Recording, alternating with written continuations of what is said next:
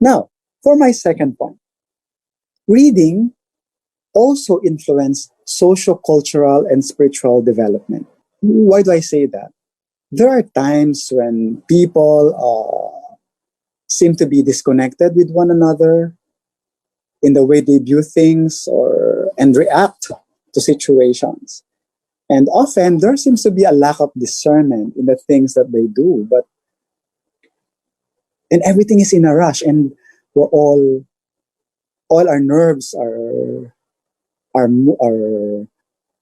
pulsating with blood. And at this point, reading can be a tool to help us achieve connection and oneness in our families, not only among ourselves, but also with other people. So, reading influences sociocultural and spiritual development among children and families. My first subtopic here is about tranquility. Reading gives peace. And in addition to the relaxation that accompanies reading a good book, it is also possible that the subject you read may bring about an immense inner peace and tranquility. There are books which will actually put you to a pause, will make you reflect.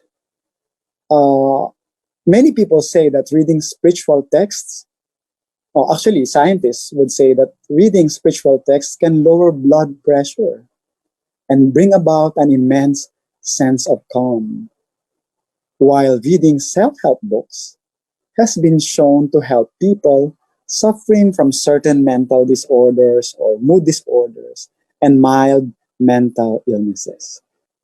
So that's for tranquility. The next point is actually entertainment, free entertainment. Reading gives us free entertainment. Though many of us like to buy books, we can annotate them and dog ear pages for future references. This could be quite pricey. You might destroy the book. But for as a form of low budget entertainment, you can probably visit a local library if your community has a local library and bask in the glory of the countless books or volumes of books available there for free. Now also, there are also some books which we may read online. We may, because they're free at the moment, so we can actually take this opportunity to read at home with our gadgets. But if there are storybooks which we have kept for a long time at home, maybe as parents we can share them with our children so that we can give them a specific reading time. So essentially, we parents think of reading as an academic activity. And for a child who does not know how to read, this may cause some problems with academic success. I think what is important as uh, teachers right now is that we are able to help them think. So I go now to my third point. My first point is reading helps us achieve psychological balance. My second point, reading influences social, cultural, and spiritual development. And my third point and my last point is that reading contributes to academic success. Reading contributes to a child's academic success. Why? Because first, uh, memory improvement. When a child reads a book, he has to remember an assortment of characters, their backgrounds, their ambitions, their history, and nuances, and the various arcs and subplots woven in that story. So that's a fair bit to remember, and it's not easy for a child to just remember everything. But the brains are The brains are marvelous things, and they can remember these things with relative ease.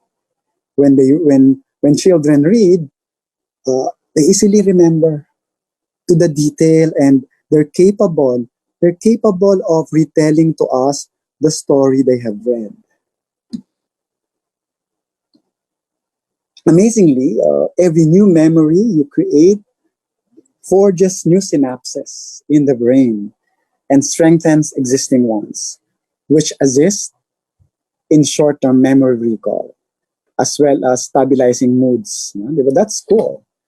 And aside from memory improvement, it also helps in developing knowledge. Everything you read fills your head, and every bit of information will be important to you, and that will help you in life. It will be part of your cultural knowledge, or general knowledge rather. That will be part of your general knowledge. And whatever, even if you lose your job, even if you lose earthly things, if you have your knowledge, then those will stay. So those will stay. Um, the next point is that in academic success, reading also develops vocabulary expansion. The more you read, the more words you encounter. You are exposed to more words, and you are you get more words. So, and it builds up your self confidence and your self esteem. Actually, reading a lot in the early age would actually contribute to a higher intelligence quotient. Another point is that reading as a way for academic success is that it develops stronger analytical thinking skills. For example, if you're reading a mystery story, and then you'll say, and even before the detective finds out,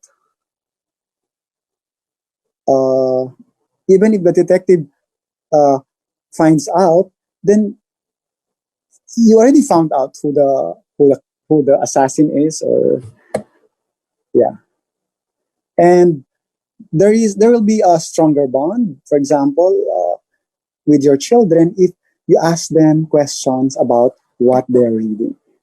So the same ability to analyze details will also come in handy during reading, and that's it. That's a very important process. It also develops better writing skills.